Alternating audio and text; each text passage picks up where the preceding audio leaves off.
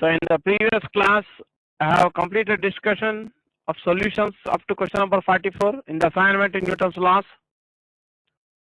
So in this class, I am going to discuss the solutions of the questions numbering from 45 to 48 in the assignment in Newton's laws. Come on, look at the question number 45 on the screen. Block rests on a smooth inclined surface of a wedge which moves towards right with an acceleration of magnitude A0 as shown in the figure. You have to pick up the wrong statement out of the four statements. The acceleration of the block with respect to the wedge is. So you have to consider the different possibilities here. Whether A0 is less than g tan theta, A0 greater than g tan theta, and A0 equal to g tan theta, like that. So here,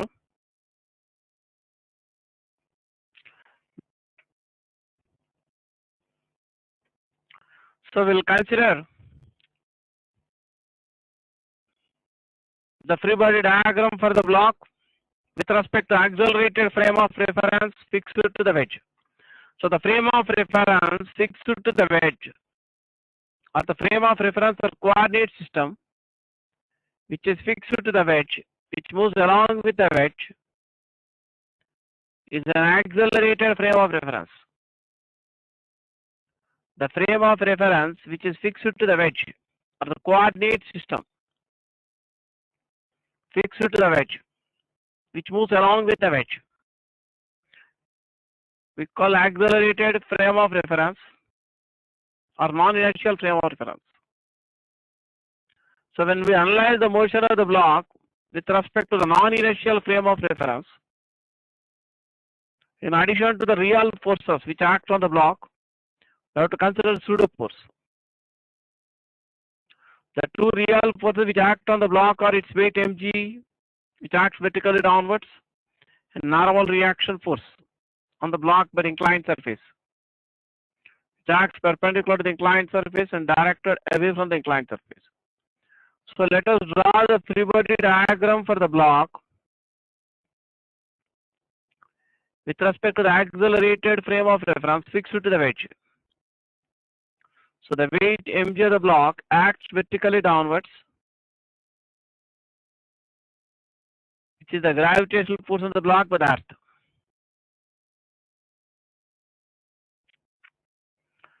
So I choose the direction parallel to the inclined surface as positive direction of x-axis,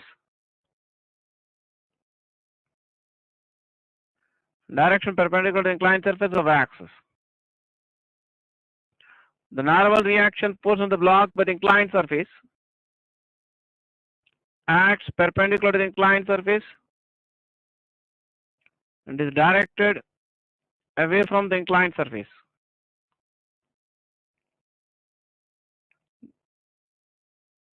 Then with respect to accelerated frame of reference, there will be pseudo force of magnitude ma0. There will be pseudo force of magnitude ma0 which acts towards left side, opposite to the direction of the accelerated frame of reference. The direction of the acceleration a0 bar of the wedge is directed towards right. So the direction of the acceleration of the non-inertial frame of reference fixed to the wedge is towards right. Therefore, direction of the pseudo force will be directed towards left side.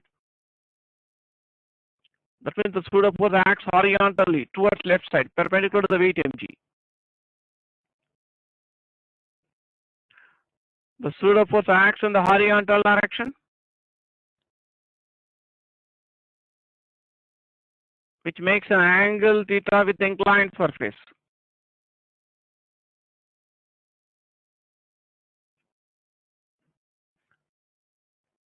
So we choose x-axis parallel to the inclined surface and y-axis perpendicular to the inclined surface. You can resolve the weight mg also into rectangular components parallel to the inclined surface and perpendicular to the inclined surface.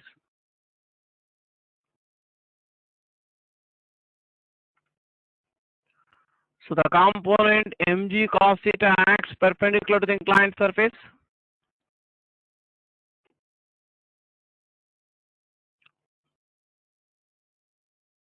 The component mg sin theta acts down the inclined surface.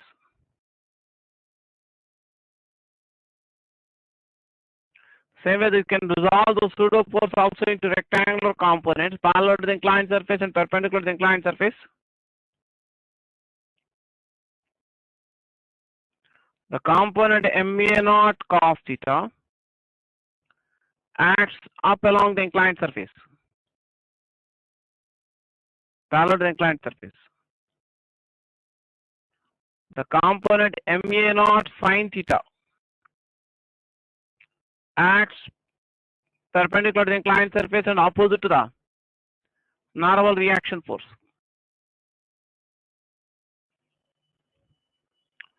Now we'll consider the three possibilities here. If MA naught cos theta is greater than mg sin theta, or A naught is greater than g sin theta by cos theta. Sin theta by cos theta can write tan theta. So if cancel MA here, mass M both sides because it is positive here. Cos theta carried to the right side, A naught greater than g sin theta by cos theta means g tan theta. Then accelerate the block with respect to the wedge will be directed up the inclined surface.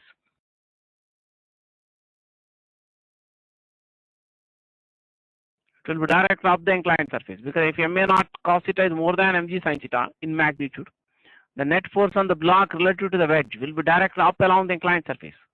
Then accelerate the block with respect to the wedge will be directed up along the inclined surface. Then magnitude of the net force on the block parallel to the inclined surface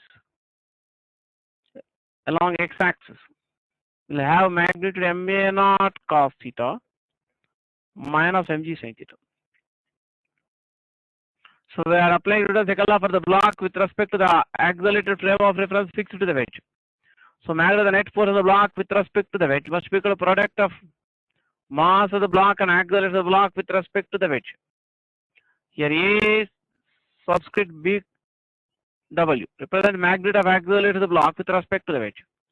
So magnitude of the acceleration of the block with respect to the wedge will be equal to A naught cos theta minus g sin theta, which will be directed up along the inclined surface. Of course, here the inclined plane is smooth and frictionless. In case you consider the block resting on the rough inclined surface, in that case, if MA naught, if A naught is greater than g tan theta, then force of friction of the block by the inclined surface acts down the inclined surface.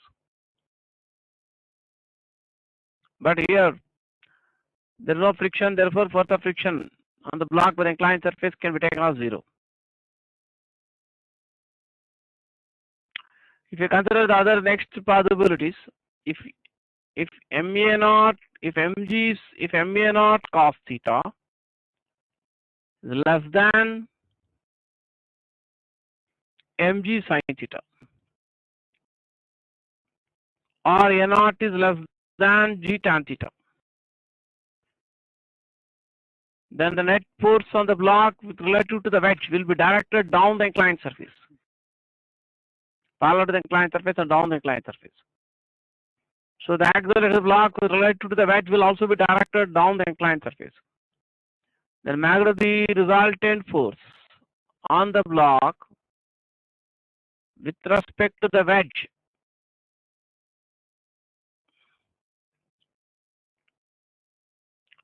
in that case you can write mg sin theta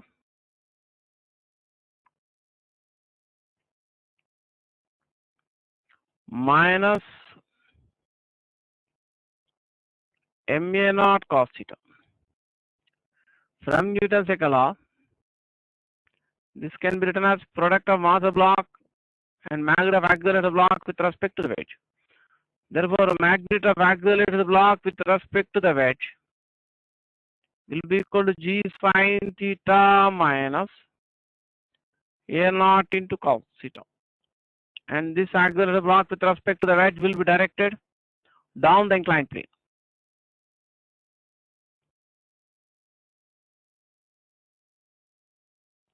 Whereas in the previous case, this accelerated block related to the wedge will be, if A naught is greater than G tan theta, which will be directed up the incline.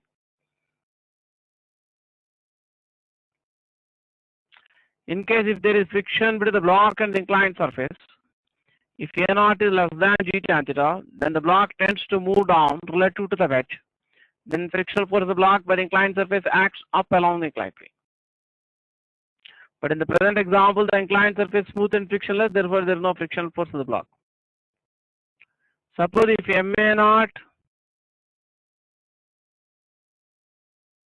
cos theta is same as mg sin theta, or A naught equal to G tan theta. In that case, magnitude of the net force of the block relative to the wedge will be 0. Then magnitude of accelerated block relative to the wedge will be 0. Then the block will be stationary with respect to the wedge, or block will be at rest with respect to the wedge. This we discussed even in one of the special cases in the past. And I discussed about in one of special cases which I discussed after discussing about accelerated frame of reference in Newton's laws.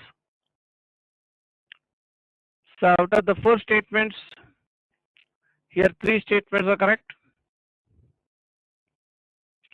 Come on, those who want to copy the working part, they can copy down the working. So if A naught equal to G tan theta, then the block remains stationary with respect to the wedge. That means the block neither tends to move up nor tends to slide down the inclined plane. In case there is inclined plane is rough also, the frictional force of the block will be 0 in this case.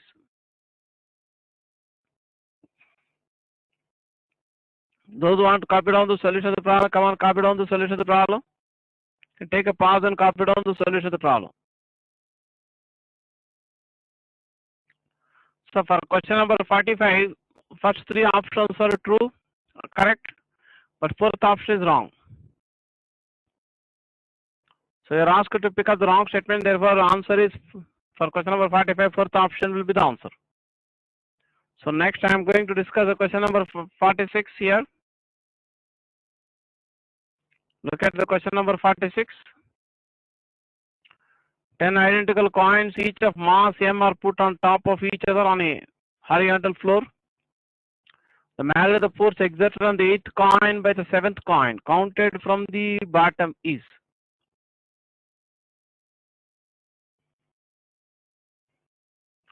So the coins are counted from the bottom here.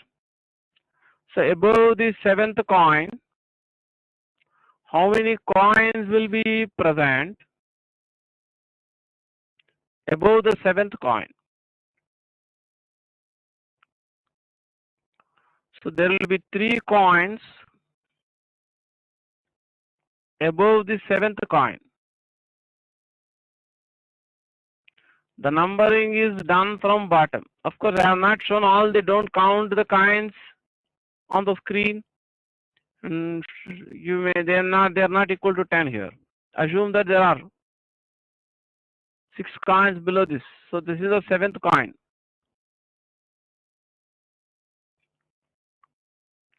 And you have 8th coin above that.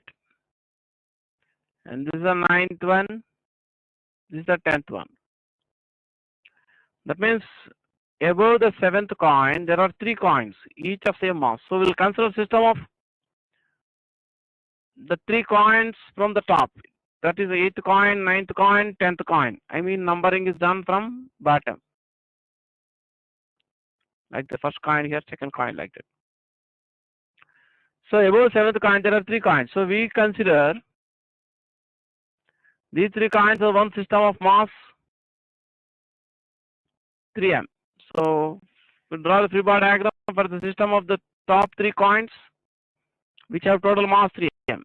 The weight of the system of the top 3 coins is equal to 3 mg. Here n is a magnitude of normal reaction force exerted on the 8th coin by 7th coin. So net force on this system is n minus 3 mg, that is 0.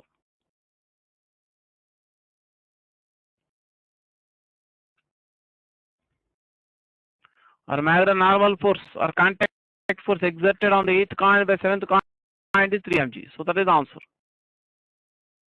But sometimes you may be asked what is the magnitude of the force on 7th coin by 8th coin. So Newton's law action reaction force are always same in magnitude. So magnitude of the force exerted on the 7th coin by 8th coin, in case that is asked. That is same as the magnitude of normal reaction force on 8th coin by 7th coin. That is equal to 3 mg. So when you have number of coins or masses placed one above the other in this manner on a fixed horizontal surface or floor, so that there is no motion in the vertical direction. In this case, magnitude of normal reaction force exerted by any surface or block on the blocks above that surface equal to total weight present above that surface.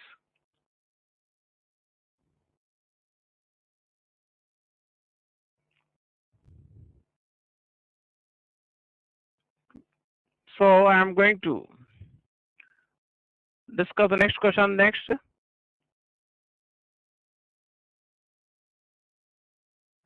So for question number 46, third option is the answer. Next, see the question number 47. Two weights W1 and W2 are connected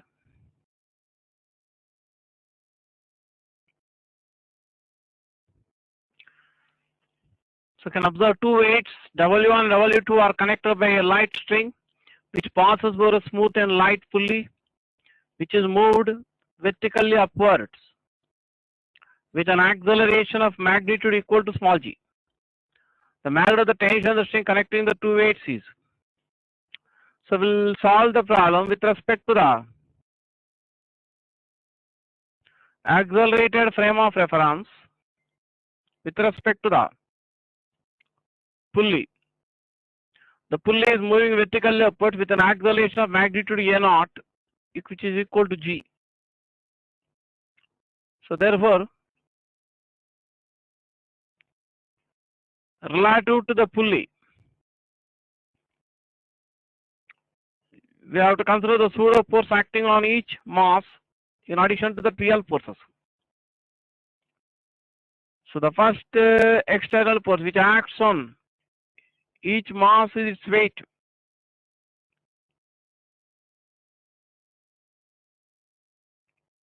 So the weight of the first mass m1g, which is equal to w1, acts vertically downwards.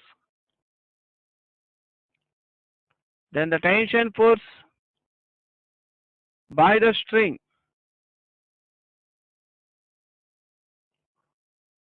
on the mass, first mass, acts along the string and away from the first mass. These are the two real forces which act on the first mass with respect to the inertial frame of reference or with respect to the laboratory frame of reference, considering laboratory frame as the inertial frame. But when we analyze the motion of the mass, each mass with respect to the pulley, the frame of reference fixed to the pulley is an accelerated frame of reference or non-inertial frame of reference. Therefore, in addition to the real forces, you have to consider pseudo force. The direction of pseudo force will be opposite to the direction of the accelerated of the pulley. So pseudo force of magnitude m1 into a0 acts downwards on the first mass. Similarly, coming to the second mass on the right side, let it be m2. The first external force on acting on second mass is its weight m2g,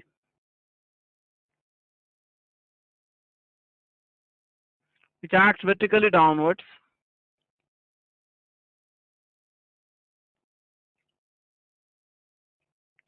the tension force exerted by the string on the second mass acts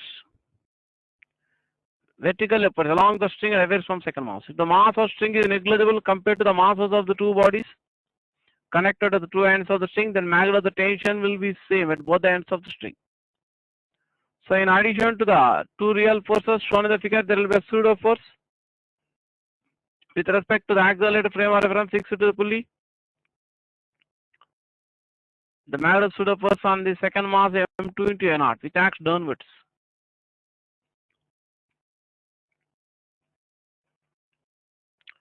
So relative to the, let us suppose one of the masses is different from other mass. If M1 is suppose greater than M2, then relative to the pulley M1 moves downwards with an acceleration of magnitude A, suppose. So A is the magnitude of the acceleration, magnitude of relative acceleration of each mass relative to the pulley. Then with respect to the pulley, the second mass M2 moves vertically upward with same magnitude of acceleration. Because suppose relative to the pulley, the first mass moves downwards by distance of 1 centimeter in a short time interval, in a given time interval. That means length of the string between the first mass and the pulley will increase by 1 centimeter. Because total length of the string connecting the two masses is constant. Here the total length of string connecting the two masses is constant. Therefore, if the length of the string between the first mass and the pulley suppose increases by 1 centimeter, the length of the string on the other side of the pulley will decrease by 1 centimeter. That means relative to pulley, first mass moves downwards by 1 centimeter. The second mass moves upwards by 1 centimeter in the same time interval. That means relative to the pulley, the two masses will have same magnitude of displacement but in opposite directions. Therefore, the magnitude of acceleration of each mass relative to the pulley is same, but direction will be opposite. So here A is the magnitude of the relative acceleration of each mass with respect to the pulley. So now we are analyzing the problem with respect to accelerated frame of reference fixed to the pulley.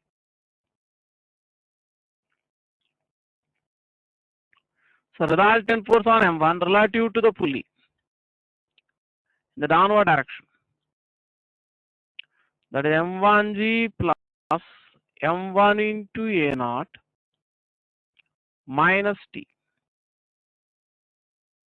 From Newton's second law, magnitude of the resultant force of first mass M1 relative to the pulley is equal to product of its mass and magnitude of its acceleration relative to the pulley. Here small a is the magnitude of relative acceleration of each mass with respect to the pulley. So with relative to the pulley, second mass is moving upwards.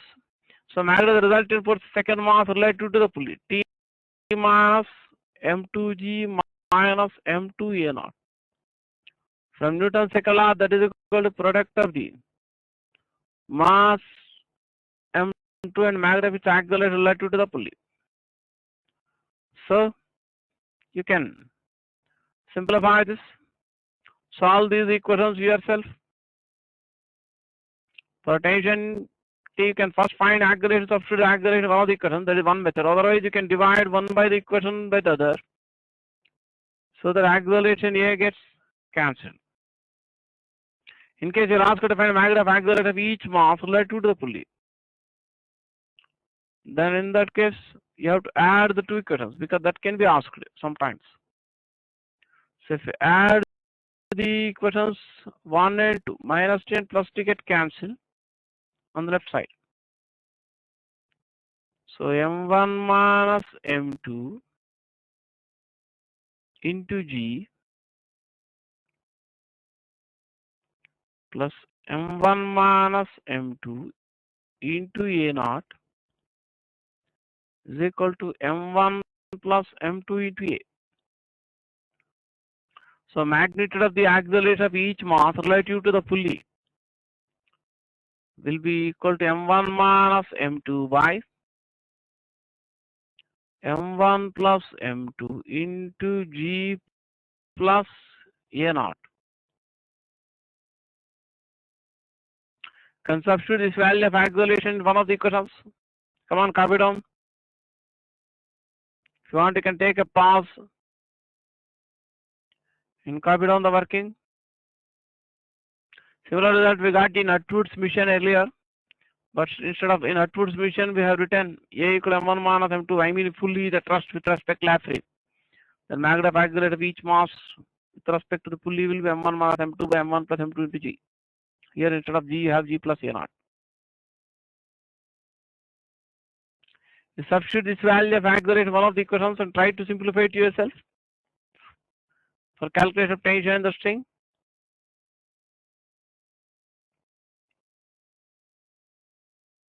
Or equate the value of A from the two equations to find T. If you divide the first equation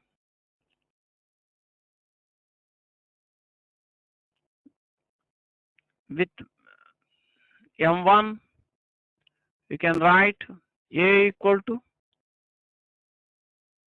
G plus A naught minus T by M1.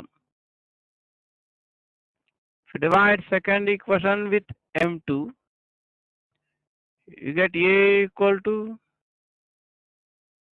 T by M2 minus of G plus A naught. Can collect the terms containing tension T separately on the right side. And G plus A naught you can carry to the left side. So you get magnitude of the tension in the string connecting the two masses as 2m1 m2 by m1 plus m2 into G plus A naught. The pulley is at rest with respect to lap frame, then T will be 2m1 m2 G by m1 plus m2. Now we can substitute here A naught equal to G here. Can multiply the numerator and denominator with acceleration due to gravity here.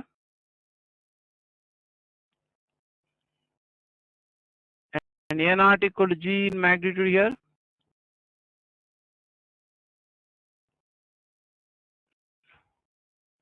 You can write m1g equal to w1 and m2g equal to w2. So you get 2 here, g plus g becomes 2g. So you get 4w1 w2 by w1 plus w2. That's the answer for the given question. So if you want to copy down the solution of the problem, you can take a pause and copy down the solution of the problem.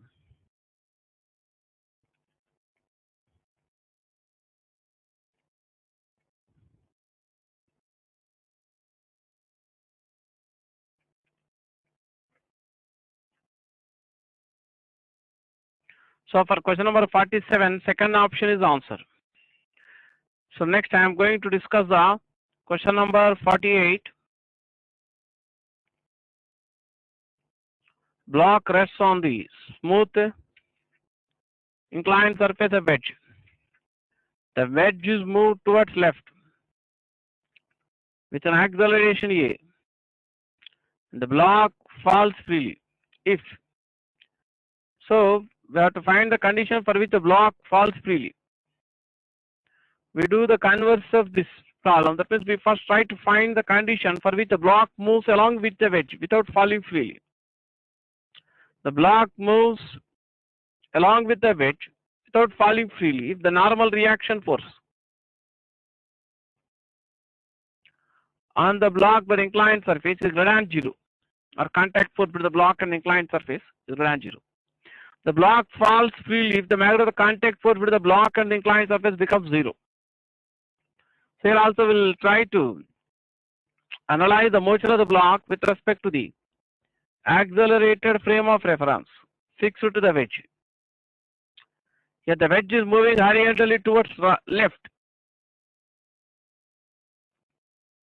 So the frame of reference or coordinate system fixed to the wedge is an accelerated frame of reference or non-inertial frame of reference.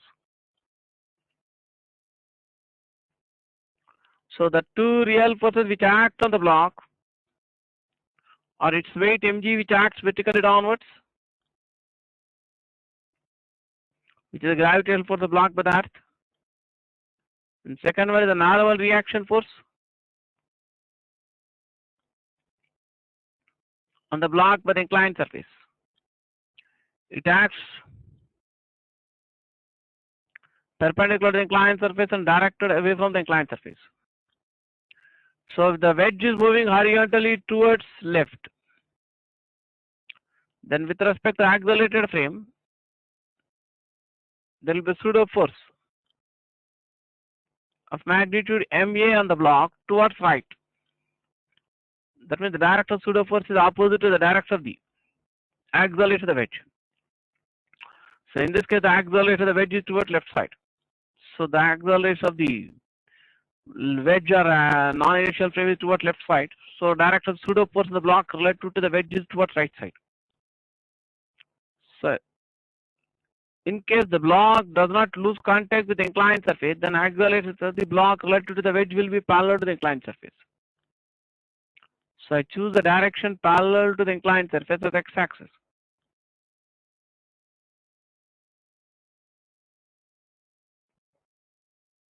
Direction perpendicular to the inclined surface as y-axis.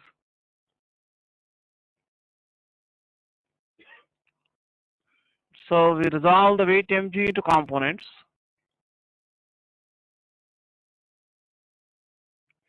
Parallel to x and y-axis. The component mg cos theta acts perpendicular to the inclined surface.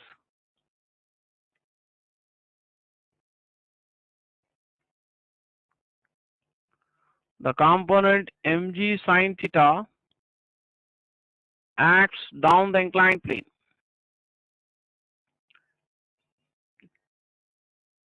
The pseudo force acts in the horizontal direction. The inclined surface makes an angle theta with the horizontal direction. That means x-axis parallel to the inclined surface, which makes an angle theta with the horizontal direction. So pseudo force makes an angle theta with x-axis. So you can resolve the pseudo force also into components parallel to x and y axis. For more clarity, you can even draw the free body diagram separately.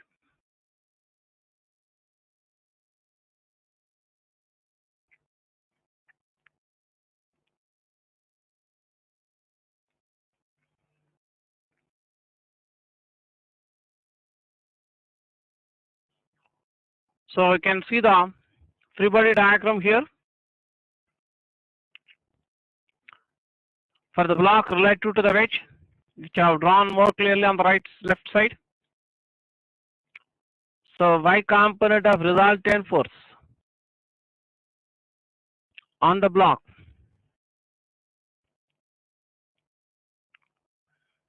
we can write n plus ma sin theta minus mg cos theta. So if the block remains in contact with inclined surface, then we can say the block will have no motion parallel to y-axis. I'm talking about the motion of the block relative to the wedge.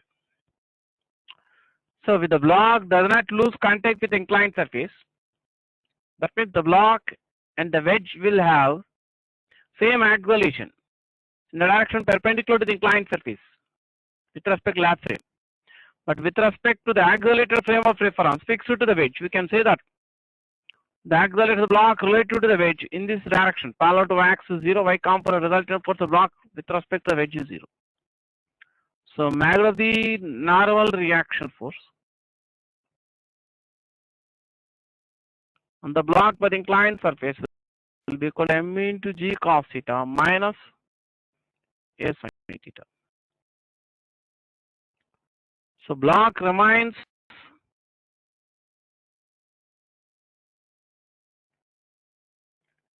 in contact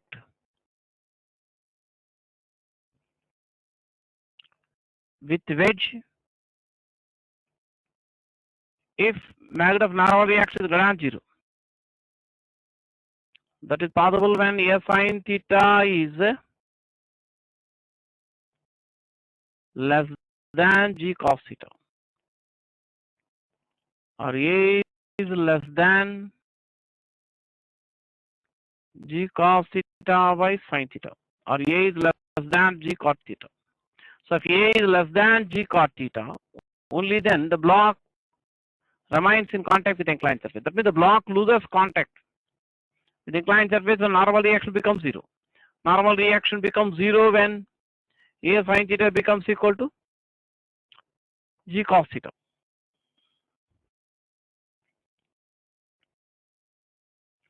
So block just loses contact when normal reaction becomes 0, when A sin theta just becomes equal to G cos theta, or A equal to G cos theta by sin theta, or G cot theta. So that is the minimum acceleration with the wedge has to move horizontally towards left side so that the block falls freely is equal to G cot. Once the block loses contact with the inclined surface, it moves only under influence of gravity. Therefore, it falls freely under gravity. That means if this condition is not satisfied, then block will not remain in contact with the inclined surface, or we can say normal contact between the block and the inclined surface becomes 0 and block falls freely. So you can say that block falls freely if A is greater than or equal to G cot theta. So those who want to copy the solution of this question, come on, copy down the solution of this question.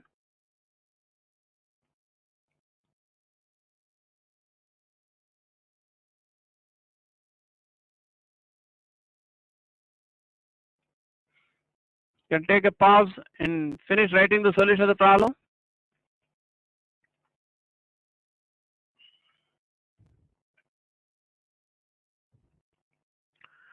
So for question number 48, second option will be the answer.